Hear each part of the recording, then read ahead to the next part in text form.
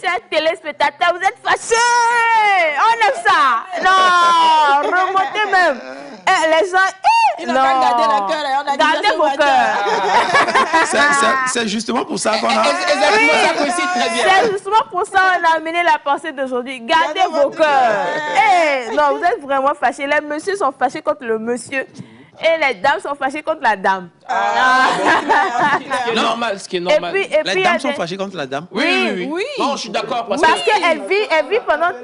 Oui, on la tape, elle est là. C'est comme on te tape, tu es là, tu souris. On te gifle, tu souris. Toi aussi, hein. Toi aussi, hein. Tu es allé au village. Même ce que vous ne savez pas, ce que le monsieur de dehors a fait avec elle, peut-être c'est ça, elle réclame et le monsieur la tape. Non. Bon, on a fini avec le témoignage. Maintenant, on revient à l'autre IA. Pardon. À notre IA. Oui, à l'autre IA. On fait la peur à IA.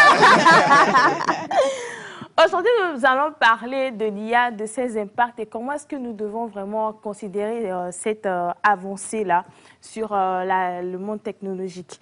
Nous sommes là avec, moi je l'appelle notre Togolo américain, Monsieur FIFA Sabouté, notre marabout national. Efficacement. Merci. Merci beaucoup.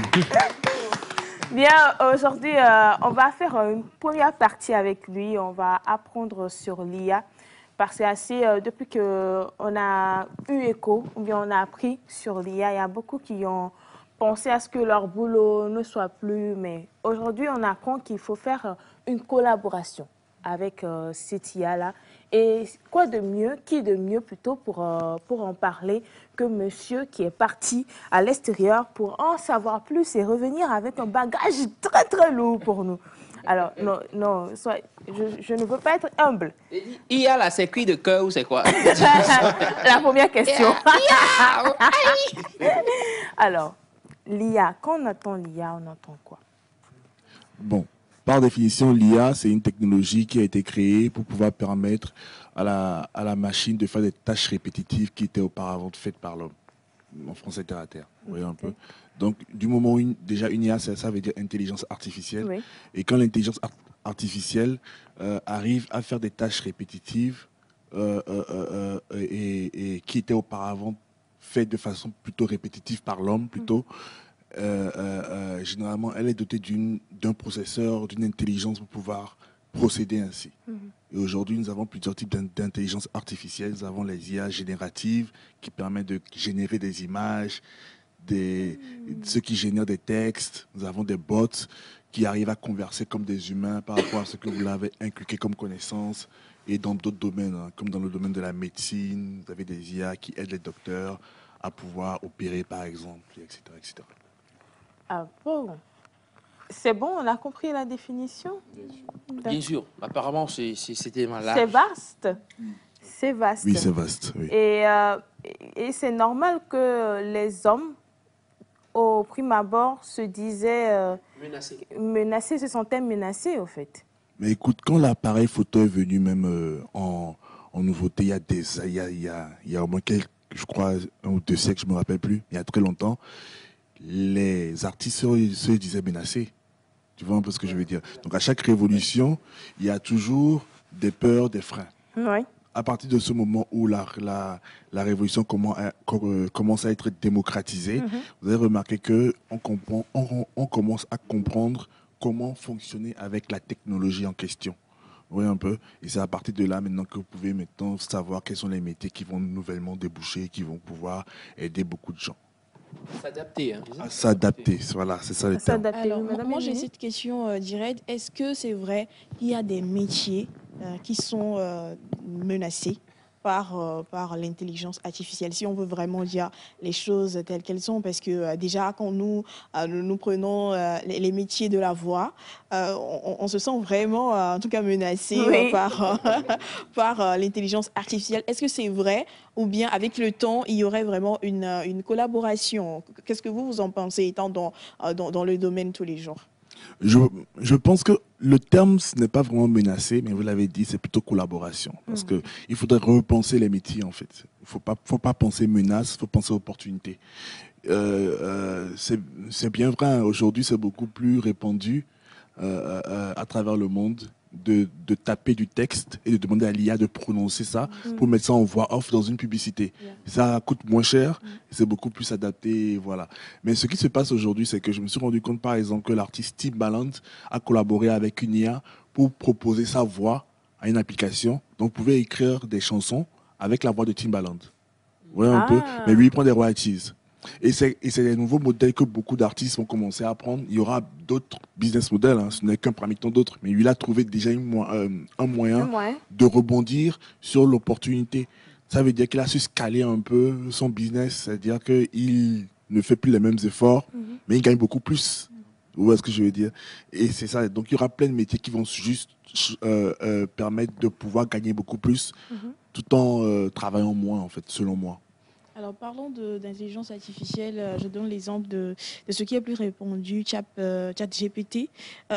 Moi, je suis en train de voir qu'avec avec ça, il y a beaucoup de personnes qui peinent aujourd'hui à rédiger les tests. Est-ce que c'était ça, en fait, l'objectif de l'intelligence artificielle? Vraiment laisser tout ce qu'on avait l'habitude de faire par réflexion et ce qui nous permettait aussi d'enrichir nous-mêmes notre intellect. Est-ce que c'était ça, de nous mettre à part et de laisser l'intelligence artificielle faire les choses à notre place? Comment nous pouvons adapter ça? Je veux dire, comment l'utiliser au mieux pour ne pas se caser, en tout cas, comme des paresseux ou encore des moins que rien, mais profiter de ça et pouvoir avoir des rendus efficaces. Je pense que c'est une nouveauté et c'est normal que les plus paresseux soient déjà, mais il faut le dire, les plus paresseux soient déjà alertes par rapport à ça. Mais vous allez voir que il y a deux personnes, il y a deux différentes personnes dans l'utilisation de ChatGPT. Il y a ceux qui copient-collent exactement ce que la machine leur rend. Et il y a ceux, en fait, qui travaillent et qui collaborent avec l'ordinateur, comme vous avez dit, en fait. Et il y en a qui utilisent ça et ils arrivent à te pondre un test qui fait en sorte que tu ne sauras jamais qui s'est fait aider par une machine. Maintenant, il y a deux façons de collaborer avec la machine. Il y a la machine aidée par l'humain ou bien il y a l'humain aidé par la machine. Donc, à toi de choisir ton camp. Si tu prends un test pris comme ça de la machine, tu colles, c'est que ça c'est l'humain, c'est la machine qui aide l'humain. Mais si tu prends un test, tu corriges, tu repeaufines, tu remets tes propres idées, ta propre personnalité avant de publier, ça c'est l'humain aidé par la machine. Vous voyez un peu? Donc le reste n'est que philosophie et n'est que valeur en fait pour moi. Donc, on peut prendre ChatGPT comme comment dire, un jet d'idées, on peut mettre un sujet, et puis ça nous donne un jet d'idées. Et là, on ajoute ce qu'on veut, on ajoute les mots, nos propres mots, pour faire sentir notre sensation, notre émotion. Surtout ça, mais surtout, en fait, le fait de vous faire gagner beaucoup de temps, au lieu de brainstormer sans trouver de solution, avoir le syndrome de la feuille blanche, comme on dit, trouver beaucoup de temps, et gagner ce temps-là pour pouvoir essayer d'exécuter rapidement. Bon, oui. Oui, moi j'ai une question. Quand on parle d'intelligence artificielle, moi ce qui me vient à l'esprit, c'est pas si je suis le seul, c'est Terminator. C'est des films qu'on voyait avec des machines qui finissent par vouloir prendre le contrôle. Est-ce que selon vous, selon votre expertise, est-ce que ce risque existe? Alors, franchement, honnêtement, je n'y crois pas. Je n'y crois pas. Je ne dis pas que ça ne va pas arriver ou bien que c'est impossible. Mais je n'y crois pas parce que, bon, en tout cas, du moins à notre époque. Peut-être qu'on sera d'ici 100 ans, peut-être dans un niveau plus évolué. Parce qu'on nous parle des machines de plus en plus performantes et qui réfléchissent 1000 fois, 10 000 fois plus rapidement qu'un humain. Et certains même disent qu'à un moment donné, ils voudront être indépendants. Oui, mais le problème, c'est que, vous savez, même dans la Bible, c'est écrit, ne vous occupez pas de demain, demain s'occupera de lui-même. Pasteur et fille. Preach. Le problème, c'est qu'on devance trop les choses et on a des problèmes qui ne sont pas de notre époque. Vous voyez, nous sommes à une ère où nous nous branchons en fait une machine pour pouvoir lui demander ce que nous voudrons. Pourquoi voudriez-vous en fait que cette machine se lève un matin et vous tue? sans que vous l'ayez branché. C'est ça. Vous voyez un peu ce que je veux dire. Donc, pour l'instant, je n'y crois pas. Je pense que ça reste que des films. Peut-être, ce sont nos petits-enfants qui vont peut-être souffrir de cette philosophie-là, ou bien de ce vécu, peut-être. Mais pour l'instant, je pense Il y a qu'on des été loin. incidents qui se sont passés. J'ai eu d'un incident qui s'est passé au Japon Oui. où une machine a mal interprété une commande et a tué quelqu'un dans un magasin. Tu as dit mal interprété. Oui. Mal interprété. Mal interprété. Oui, La personne a donné la bonne commande, mais la machine lui a rendu Donc, je ça ne sais autrement. pas trop, je ne sais pas si vous êtes au Non, je ne suis pas au courant, mais je répète que c'est les hommes qui codent cette machine. Oui. Ouais, un peu. Donc, pour moi, c'est pas la machine qui a mal interprété la commande, c'est les hommes qui ont mal Codé. codé. Vous voyez ce que je veux dire? Selon moi. Parce que ça reste toujours l'homme qui est à la base, en fait, de tout. Et voilà, nous sommes au début de la création, quoi. Nous parlons des côtés positifs Ouais. de l'intelligence artificielle. Mais là, il est important aussi de pouvoir mettre la lumière sur les dangers. Hein. S'il y en a, s'il advenait que quelqu'un ne l'utilise pas au mieux, si nous prenons surtout le côté image que propose l'intelligence artificielle, où tu peux retrouver ton visage dans n'importe quoi, et ce serait très bien comment démentir, en tout cas, des fois même si c'est impossible, parce que c'est tellement réel, c'est tellement vrai.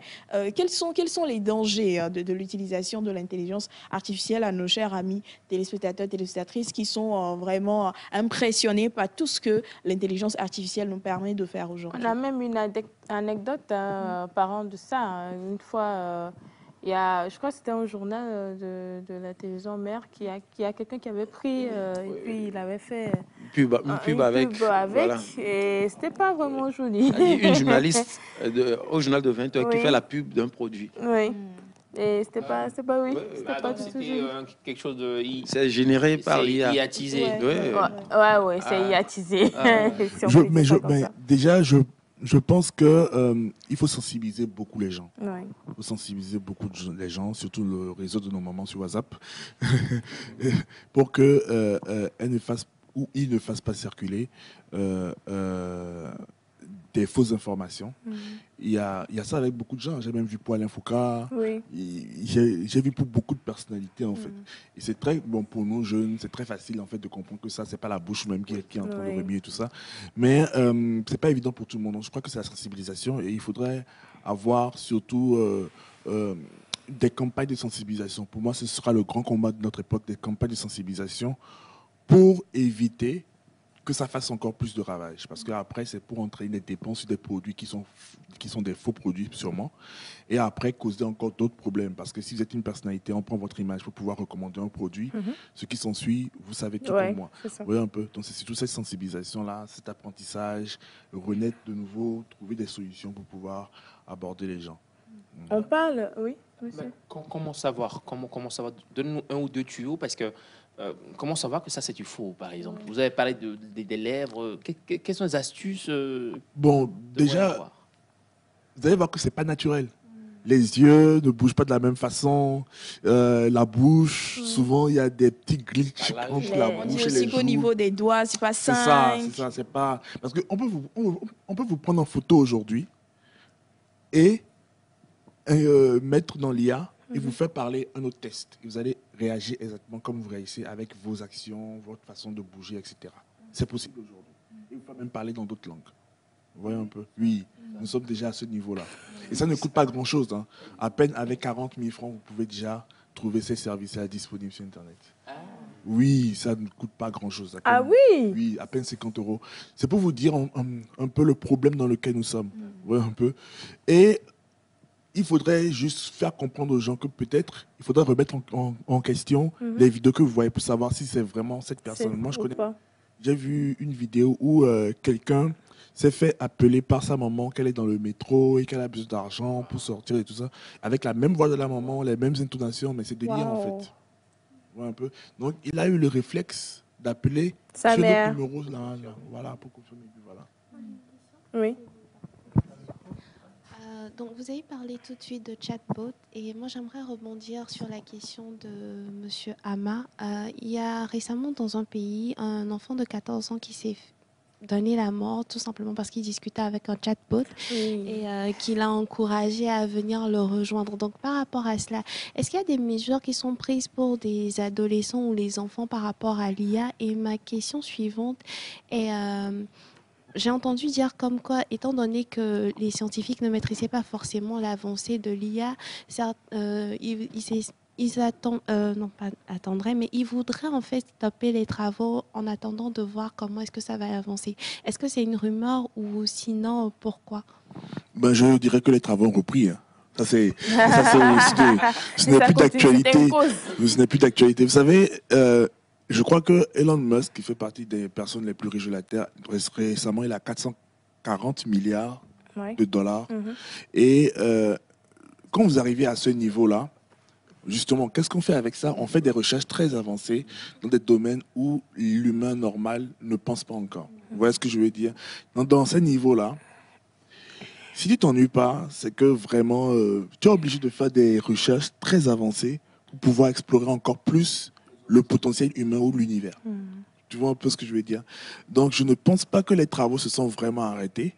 L'humain n'arrêtera jamais en fait de faire de la recherche, mais voilà, ça continue de travailler. Maintenant, par rapport au chatbot, je pense que dans tous les domaines, il y a forcément des déboires. Même tu entends des enfants qui se suicident à cause des jeux vidéo. Ouais. Tu vois, c'est parce que c'est d'actualité il y a que ça fait peur, voilà, qu'on en parle justement. Donc, on ne peut pas le laisser partir sans qu'il nous donne quelques noms d'IA qui peuvent nous être utiles. C'était ma dernière question. Voilà. On a 30 2 ou 3 comme ça. On a 30 secondes, donc quand on veut utiliser l'IA, À par part exemple, ChatGPT, parce que... quelles sont les applications? Ok, au moins donnez-nous 2 à 3 applications et puis... en plus, ce n'est qu'une première partie. Vous allez revenir encore après. Donc, je vous avertis déjà. Par exemple, vous avez des formations en ligne que vous suivez, mais le problème, c'est que c'est en anglais ou c'est dans d'autres langues. Il y a Heygen, par exemple, heygen.com, Heygen.com, où vous mettez la vidéo en anglais, ou bien le lien de la vidéo, ou bien vous téléchargez la vidéo, vous mettez dans le... Il y a une partie où vous la mettez dans Heygen, et ça vous transforme ça en français. Donc, ça permet en fait d'ouvrir la voie à beaucoup de formations que vous aviez du mal à comprendre dans d'autres langues. Ça vous permet aussi de faire parler votre photo. Si vous êtes très introverti, ça vous fait parler votre photo et vous tapez le test et ça parle à votre place comme un YouTuber en fait. Appui, c'est Heygen. Gardez ça en tête. Heygen. Et puis c'est l'application, on va utiliser et puis on va vous faire un retour la prochaine fois que vous serez là sur ce plateau.